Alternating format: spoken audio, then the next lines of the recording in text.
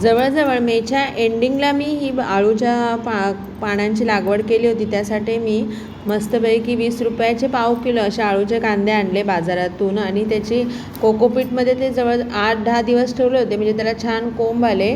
चांगले कोकोपीटमध्ये आतमध्ये घालून थोडंसं पाणी टाकून ठेवायचं, म्हणजे ते चांगले रुजून येतात. त्याच्यानंतर ही 10x12ची ग्रो बॅग मिशोवरून मागवली होती.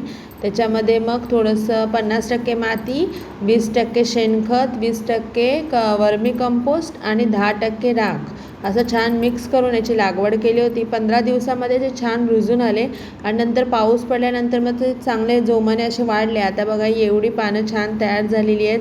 तर आपला पहिला शनिवार येतो श्रावण महिन्यामध्ये, त्या दिवशी आम्ही मस्त त्याची वडी करणार आहे आणि त्याचा व्हिडिओ पण मी नक्की पोस्ट करेन.